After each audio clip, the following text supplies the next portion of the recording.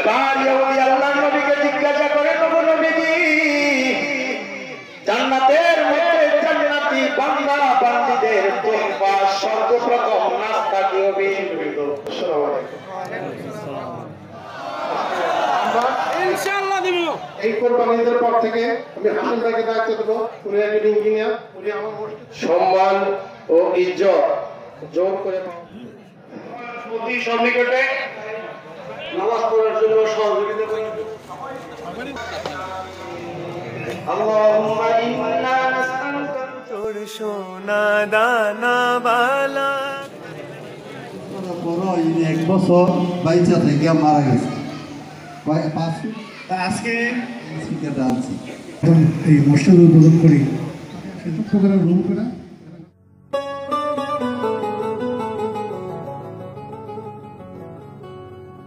তোর সোনা দানা বালা খানা সব রহে লীলা।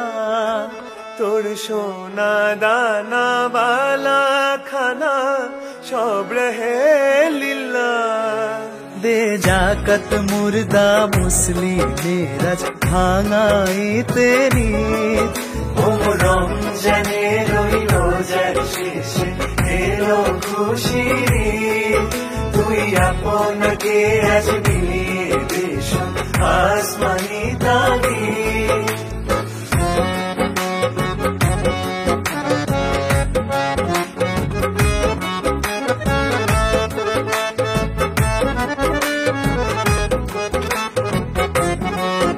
আজ পড়বি ঈদের নামাজ রে। দোকানপাটের মধ্যে বসলে একেবারে অপকারিতা জীবনে যখন নাকি দুনিয়ার আসমান ও জমিন উলট পালট হয়ে যাবে। সবাই একটু এদিকে খেয়াল করি।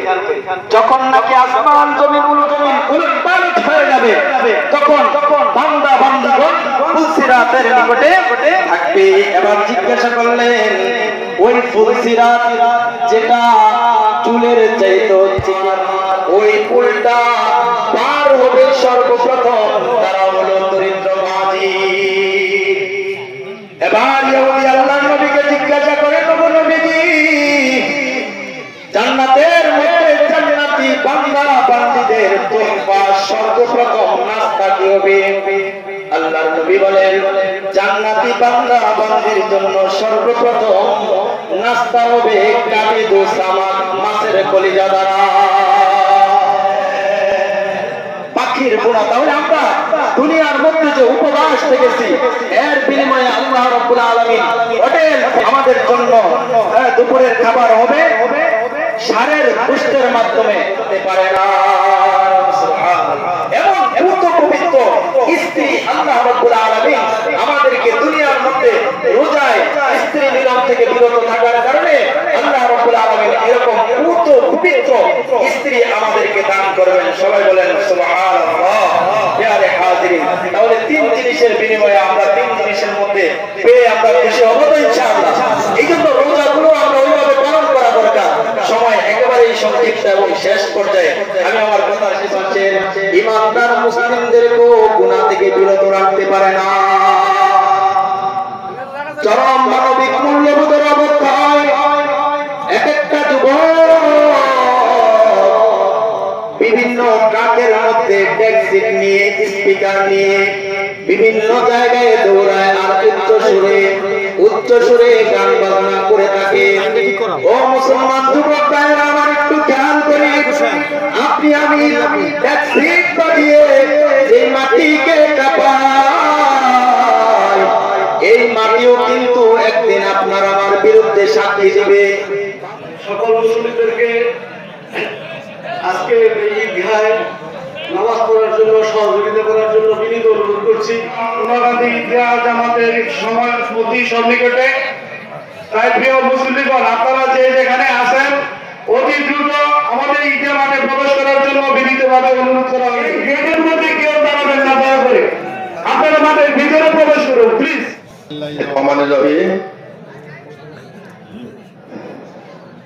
আজকে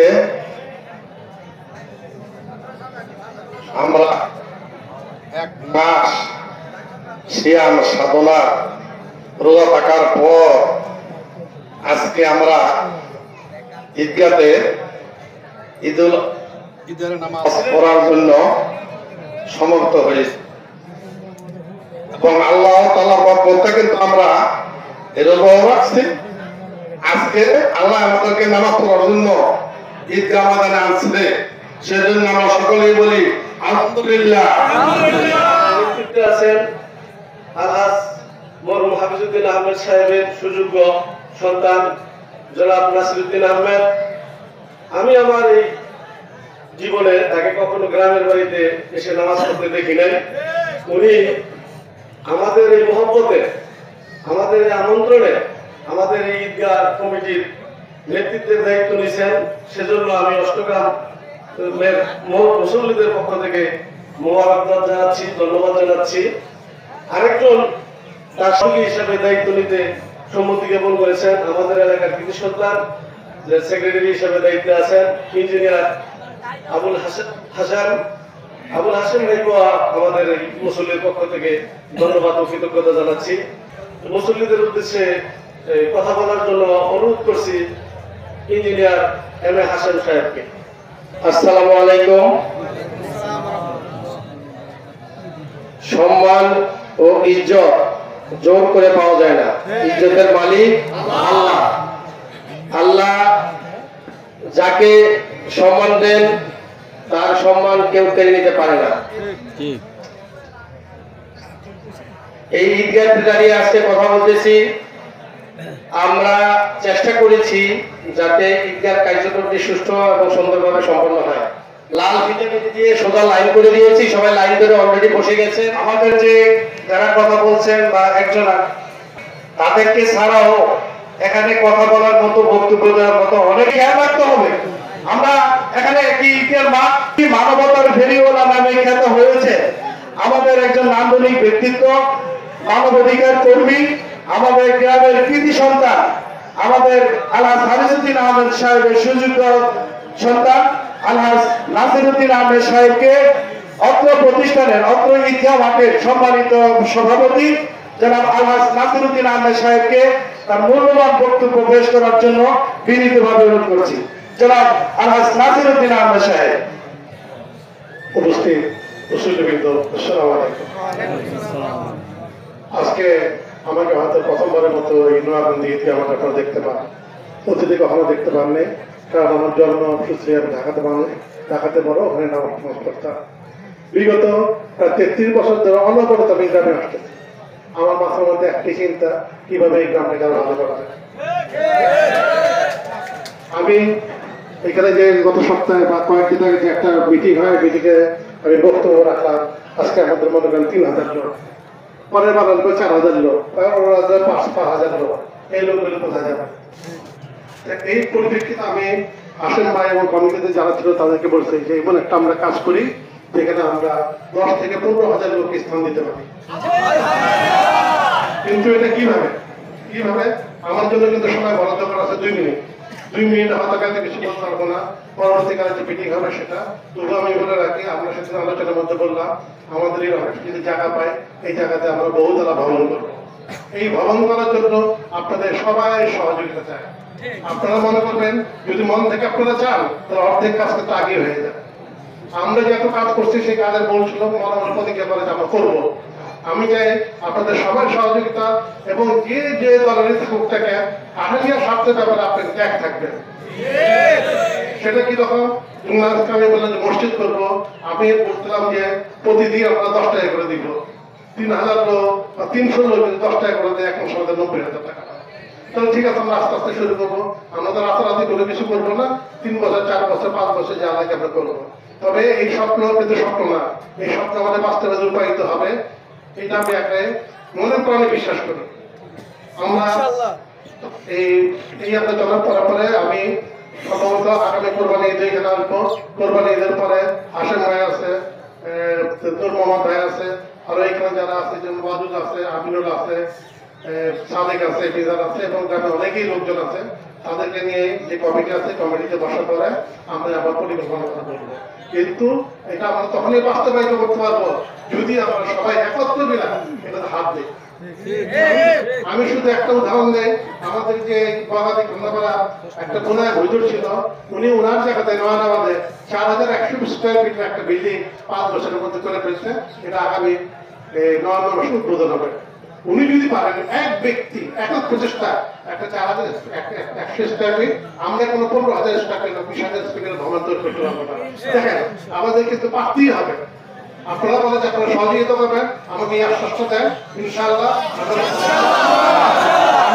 ইনশাআল্লাহ দিব। এই কোরবানি ঈদের পর থেকে আমি হাসান ভাইকে দায়িত্ব দেবো। উনি একজন ইঞ্জিনিয়ার, উনি আমার মসজিদও যে নকশা তৈরি করছেন করছেন, এটা খুব সুন্দর হয়েছে। আপনারা যদি কখনো আনন্দে যাবেন হাসান ভাইয়ের কথা মনে রাখবেন। হাসান ভাই নকশা অনুযায়ী কিন্তু বিল্ডিংটা পাওয়া, এই মসজিদটা পাওয়া। আশা করি এটারও দায়িত্ব উনিই পাবেন। আমার এখানে কাজ করার জন্য যে আছে সালাম ভাই আছে বা আরো অনেকে যদি দরকার হাসান ভাই ঠিক করবে। আমরা ইনশাআল্লাহ আগামী নভেম্বর এই কোরবানি ঈদের পর থেকে এই নিয়ে আমরা ব্যাপকভাবে আলোচনা করে কাজ ঠিক করবো। আপনাদেরকে আমরা বলে রাখলাম 10 টাকা করে দিবেন। 10 টাকা খুব একটা বেশি লাগে না। 10 টাকা করে দেন প্রতিদিন, দেখবেন যে আমরা 3-4 বছরের মধ্যে নিশ্চিত হবে এখানে ঈদগাহ মসজিদ হবে। হ্যাঁ ঠিক আছে, আপনারা আমাদের জন্য দোয়া করবেন। আমি বিগত 1 সপ্তাহ যাবত জলে ঢুকতেছি, দোয়া করবেন। এবং এই যারা যে আছে আমাদের 8:30 আমাদের টাইম ছিল, আপনারা এই টাইমটা একটু মেনটেন করার চেষ্টা করবেন 8:30টার সময়। এখন অনেক মুসলিম আসতেছে দেরি হওয়াতে তারা আমাদের জায়গাও পাবেন। এইগুলো আমি আমার বক্তব্য শেষ করলাম। অনেক ধন্যবাদ। এক লাইনের মধ্যে 3 জন থাকবেন না, প্রত্যেক লাইনে 2 জন ভলান্টিয়ার দাঁড়িয়ে যান। আমি মনে করি এখানে প্রায় 18টি কাতার আছে। সবাই একটু চেপে তাহলে 5-7 জন করে যদি আমরা তার ঢুকতে পারি, তাহলে কিন্তু বাবার কথা স্মরণ করি। এই ঈদগাহ কল্যাণে ঈদগাহ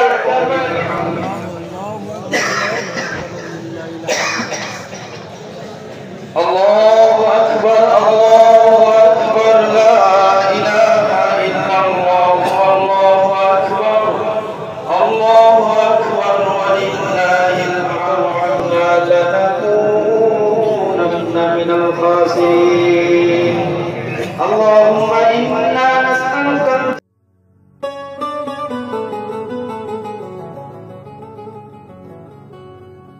তোর সোনা দানা বালা খানা সব রহে লীলা, তোর সোনা দানা বালা খানা সব রহে লীলা। দে জাকত মুর্দা মুসলিমের ভাঙাই তেরি, ও রমজানে রই রোজার শেষে এলো খুশির ঈদ। তুই আপনাকে আজ মিলিয়ে দেশ আসমানি তাবিদ।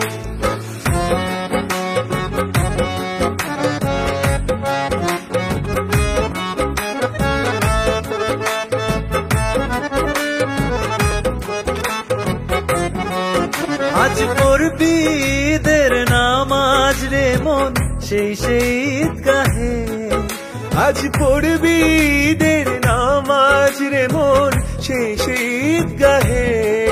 যে ময়দানে সব গাজী মুসলিম হয়েছে শহীদ, ওমর রমজানে রই রোজার শেষে এলো খুশির ঈদ।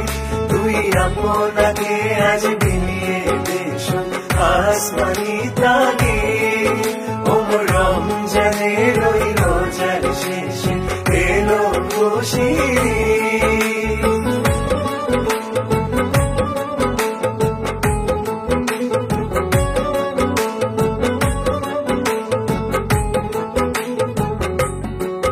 আজ ভুলে যা তোর দোস্ত দুশ্মন, হাত মিলাও হাতে।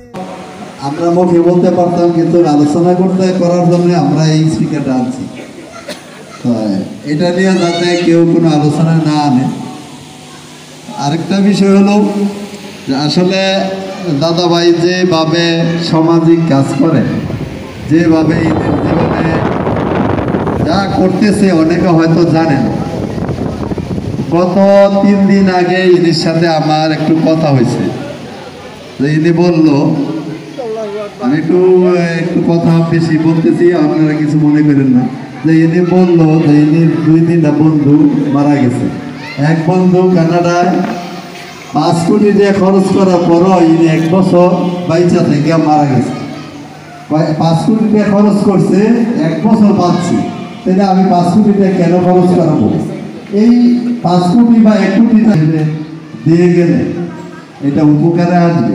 আর আমার জন্য যদি খরচ করি বা কারোর জন্য যদি খরচ করে সেটা কাজে লাগলো না।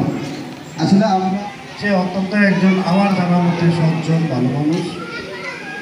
তা আজকে ঈদ পরবর্তী যে আমাদের পুরোমিলিনি বলা চলে, ঈদের শুভেচ্ছা বিনিময়ে অত্র এলাকা আমাদের এই কৃতি সন্তান, আমাদের গর্ব তথা সারা নরসিংদী বাংলাদেশের মধ্যে যে কয়েকজন দানবীর রয়েছেন তাদের মধ্যে অন্যতম আলহাজ নাসিরুদ্দিন আহমেদ সাহেবের সৌজন্যে আজকের যে অনুষ্ঠানটি, এটা অত্যন্ত তাৎপর্যপূর্ণ আমার কাছে মনে হয়েছে। লোক সংখ্যা এখানে কত হাজার কত লক্ষ হয়েছে সেটা বড় কথা নয়, আমাদের আবেগের পঞ্চায়েত কমিটির মাধ্যমে হচ্ছে। আমি কথা দিচ্ছি, আপনারা যদি আমার সাথে থাকেন, কাঠালিয়া ইউনিয়নবাসীর পক্ষ থেকে এই নাসির সাহেবকে একটি সম্বর্ধনা আয়োজন করবে, আল্লাহ যদি বাঁচিয়ে রাখে। কারণ যে যেটা করে তাকে ন্যূনতম স্বীকৃতি দিতে হয়। আজকে দেখেন, মানুষ কোনো সাহায্য সহযোগিতার জন্য বড় বড় ধনাঢ্য ব্যক্তি যারা আছে তাদের কাছে যেতে হয়, তাদের দরজায় যেতে হয়, ঘুরতে হয় দান অনুদান আনার জন্য। আর আমরা কি দেখতে পাই, আমাদের যে সোর্স অফ পাওয়ার মানে নাসিরুদ্দিন সাহেব ঢাকা থেকে অলরেডি চলে আসে আমাদেরকে দেওয়ার জন্য। পরে আমাদের কিছু এখানে মিষ্টান্নের আপ্যায়ন আছে, তারপর এখানে একটা ছোট্ট পরিসরে কিছু খেলার আয়োজন আছে। আমার শরীরটা গত 7 দিন ধরে খারাপ। আমি যখন প্রথম এই মসজিদ উদ্বোধন করি সেদিনে কিন্তু আমার গলা ভালো ছিল না, শরীরটা ভালো ছিল, কিন্তু এখানে আসার পরে অনুরূপভাবে আজকে যে আমাদের সময় ঠিক একই অবস্থা ছিল আমার। গতকালও ঠিক মতো কথা বলতে পারিনি, তারা আগেও ঠিক মতো কথা বলতে পারেনি। আজকে ওখানে কিছু কথা বলতে হয়েছে, বলতে পারছি। আপনাদের জন্য একটা খুশির খবর হোক, ভবিষ্যতে যতক্ষণ না করতে পারি ততক্ষণ আমরা কিছু বলতে পারি না। আমাদের যে ঈদগাহটা আছে সেটা কিন্তু মৌসুম ধরে বৃষ্টি পড়ে অথবা প্রবল রৌদ্র ওঠে, দুটার একটা তখন নামাজ করতে পারবো না, বৃষ্টি পড়লে কাদা কাদা হয়ে যাবো, নামাজ পড়ে যাদের আমাদের মসজিদে নামাজ পড়তে হবে। অতিরিক্ত রৌদ্র উঠে পরে পরবর্তী অনেক অসুবিধা হয়। আজকে যে তাপমাত্রা পরবর্তীকালে হাতে তাপমাত্রা 45-50 চলে যাবে, ওটাকে কী করে স্থায়ী নির্মাণ করা যায়, স্থাপনা করা যায়, যাতে আমরা সবাই ঝড় বৃষ্টি যা কিছু হোক না কেন আপনাদের ঈদের নামাজটা ঠিক মতো করতে পারি। আজকে এই ব্যাপারে কিছুটা আমি ঘোষণা দিয়ে আসছি যে আমাদের যদি সবাই একত্রিত হই তাহলে আমাদের পক্ষে যাওয়া সম্ভব। আমাদের এখানে মনে আসতে মনে হয় হুজুর আসছে না, গেছে গিয়ে ঠিক না, পরবর্তীকালে উনি বাড়ি চলে যাওয়ার পরে এটা চলার বড় কম। আমি সবসময় বলি এই হুজুর যদি একক প্রতিষ্ঠায় এইভাবে একটা ভালো নির্মাণ করতে পারে, এখানে ব্যান্ডেজ হয়ে ছেলে পেলে আসে তো প্রতিদিন এখানে নামাজ হয়। তো এটা আনুষ্ঠানিকভাবে বোঝা যাবে এটা আমার বসে আগে আমাদেরকে আমি কিছু লোক নিয়ে যাওয়ার চেষ্টা করি সেই সময়তে, তবে দেখে আসি বোঝার চেষ্টা করবো মানুষের যদি একান্ত ইচ্ছা থাকে ওর থেকে যদি সে চাই যথেষ্ট প্রতিষ্ঠান হোক সেটা করা সম্ভব। আমি আগে যে ঈদগাহ মিটিং ছিল সেখানে 300 বেরোনো করে দেন, প্রতিদিন প্রতিদিন 10 টাকা করে দেবে, 300 টাকা। কিন্তু এটা খরচ কাঠার জন্য কিন্তু একটা ঈদগাহ হবে, একটা কেন্দ্র তেমন বসে দেবে, কিন্তু আমাদের মনের দিক থেকে তো আমাদের সুযোগ করতে পারি। আমি যখন এটা দেখি সামনে এটা কোরবানি ঈদের পর থেকে যদি এরকম ফান্ড কালেকশনের ব্যাপার হয় তো আমি আমাদের গ্রাম থেকে চেষ্টা করবো যতখানি পারি। আমরা যদি 300 জন হয়ে থাকি আমাদের দরকার নাই, দরকার আছে মানে আমার যে টার্গেট সেটা ফুলফিল হয়ে যায়। এবং আমরা চিন্তা করি 300 টাকা করে যদি দেই 300 জন লোক 1 মাসে 90,000 টাকা কালেকশন হয়, একটা তো পেলে উঠাতে পারবো। আমাদের যদি মনে করেন যে 50টা পিলার উঠাইতে হবে তো 50% পিলার যদি উঠে তারপর বাকি থাকবে ছাদ দেওয়া। আমাদের এখানে যারা আছে 30 জন কমিটি মেম্বার আছে, তারা 2 পয়সা আমরা যদি ওই কাঠালি এই খৈরবাজারে দাম দোকানদার দিয়ে একত্রিত করতে পারে, সেখানে কয়েকশো দোকান আছে, সেখান থেকে যদি আমরা কিছু লোক নিতে পারি, আমার তো আগে 3-4 বছরের মধ্যে আল্লাহ যদি চায় তাহলে আমরা একটা পাকা ভবনে এই নামাজ আদায় করতে পারি। কিন্তু এটা কি অসম্ভব? এটা অসম্ভব, এটা সম্ভব। আমি কেন বলি সম্ভব, আমরা বহু কাজ করছি, শুরুতে কোনো ফান্ডই ছিল না। এই যে এখন একটু বোঝার কথা বলবো, বৃদ্ধাশ্রম নিয়ে, বৃদ্ধাশ্রম আমি করিনি, বৃদ্ধাশ্রমের ট্রাস্টের মাধ্যমে করা হয়েছে ব্যাংকের বিলা। আচ্ছা, যখন এই প্রস্তাবনা দেওয়া হলো, মাত্র 23,50,000 টাকা আমরা দিতে পারবো, ঠিক করছি। তখন একটা প্ল্যান দিল সেমি পাকা করতে আমি অনেক করছি। এটা সুবিধা অসুবিধা অনেক কিছু আছে। এটা 4-5 বছর রিপেয়ার করতে হয় টাকা দিয়ে। যখন আমরা কাজ করা শুরু করলাম, সবাই জানছে বিল্ডিং তো শুরু হয়ে গেছে, টাকা দরকার। এই করতে করতে কিন্তু আমাদের বিল্ডিংটা এখন হয়ে গেছে। আমি মনে করি প্রায় 35 ফিট লম্বা আর 20 ফিট বা 22 ফিট লম্বা, অর্থাৎ 600 স্কোয়ার ফিটে বেশি শুধু পাক ঘরটা। ওই খাওয়ার ঘরটা মাথায় পাড়া লোকের জন্য 600 স্কোয়ার ফিট মানে কিন্তু অনেক। এখন আমরা পাড়ার জন্য রাখতে পারবো, এখন আমাদের কিন্তু 5 জন লোক আছে। আচ্ছা, আজকে আমি ঈদের দিন আসছি, আমি কখন আগে ঈদের দিন আসিনি, জীবনে কখনো মতো আসতাম ঈদের দিনে। যেহেতু আমি আসলে কোনো পদে কখনো চাইনি, আমাদের তাদের জোর করে এই ঈদগাহতে সভাপতি তৈরি করছি। আশীর্বাদ সেক্রেটারি, আমি সভাপতি। এর আগে তুমি অনেক চেষ্টা করছি সভাপতি হওয়ার জন্য, সেক্রেটারি হওয়ার জন্য। আমাকে যতবার বলা হয়েছে আমি ততদিন মনে করছি, কিন্তু তার যদি প্রেক্ষাপটে দেখা গেল ফাঁকা হয়ে গেল জায়গাটা, একজনকে হাল ধরতে হবে।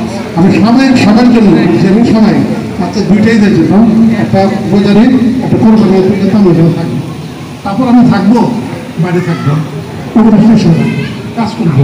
আসলে আমি চাই কাজ, বেশিরভাগ লোক চাই পদে এগিয়ে চাই। ডাক্তার বলতে প্রথমত আমরা চেষ্টা করবো সপ্তাহে একদিন ডাক্তার বসানোর জন্য। তারপরে জানেন যাদের রোগ ফোক আছে, আমাদের গ্রামে অনেকেই জানেন না ডায়াবেটিস কী জিনিস আছে। ডায়াবেটিস হলো সকল লোকের মা বাবা। একজনের যদি ডায়াবেটিস হয় তখন তার চোখ কষ্ট হয়, গ্যাংগ্যানি হয়, হাত পা কেটে দিতে হয়, কিডনি প্রবলেম হয়, অনেক প্রবলেম হয়। তা আমি চেষ্টা করবো এই প্রতি সপ্তাহে আমাদের মানুষরা ঢাকাতে দৌড় দিই। ঢাকাতে দৌড় দিতে এত সময় দেখা রাস্তায় যেমন যাও তুই যে অবস্থা আরও খারাপ হয়ে যায়। উনি দেখে বলতে পারবে যে হ্যাঁ কী হয়েছে, তাহলে এখানে ডাক্তার বসে দিই, তাকে একটা ছোট্ট করে রুম করে এখানে ডাক্তার বসানোর চেষ্টা করবো। তাহলে আমার এখন 2 টাকা আছে। একটা হলে এখানে একটা ক্লিনিক করা, ক্লিনিক করে একটা রুম করে দেবো, ওখানে ডাক্তার বসে দেবো। এটা ফ্রি, কাউকে পয়সা দিতে হবে না, পয়সা দিতে হবে 10 টাকা।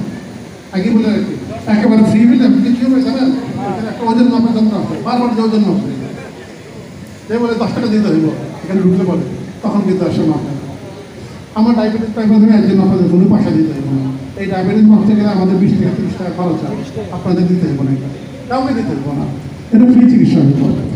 তারপরে চেষ্টা করবো, দোয়া করবেন যেভাবে বাইরে থাকতে করতে পারি।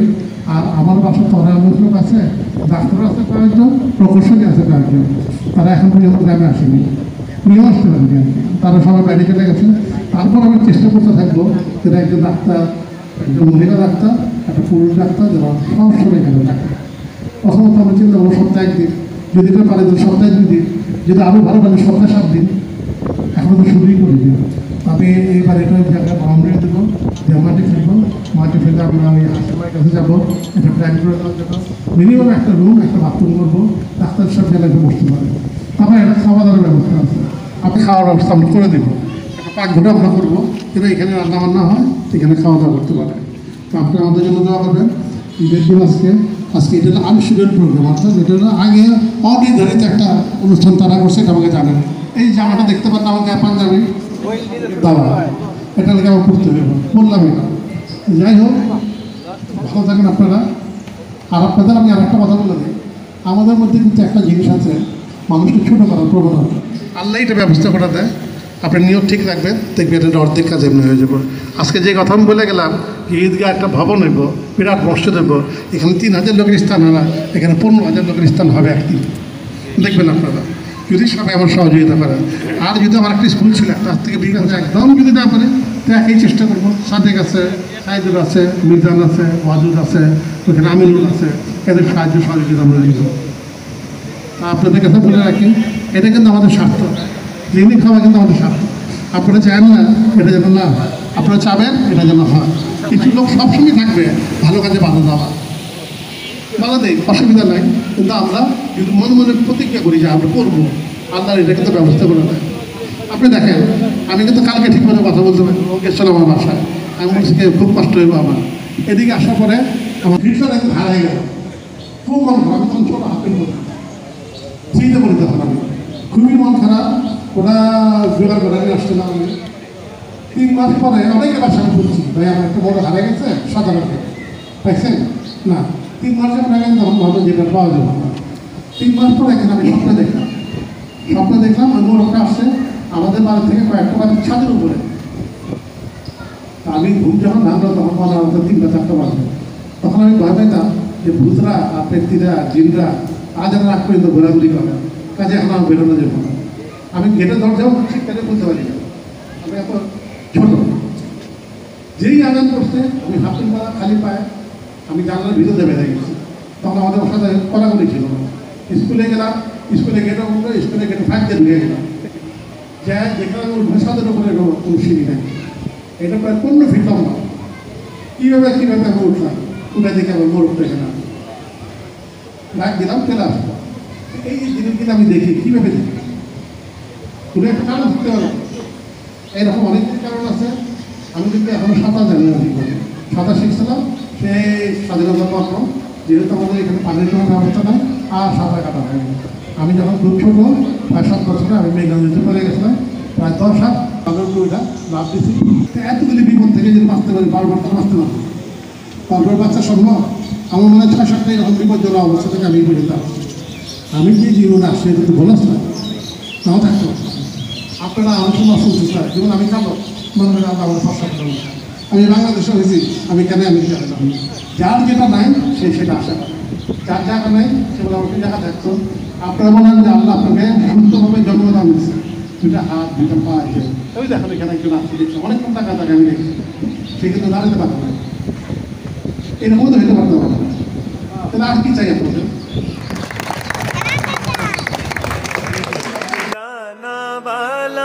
খানা সব রহে লীলা দে জাকত মুর্দা মুসলিমের ভাঙাইতে নিত ও রমজানের ওই রোজার শেষে এলো খুশির তুই আপনাকে আজ মিলিয়ে দেশ আসমানি তাগিদ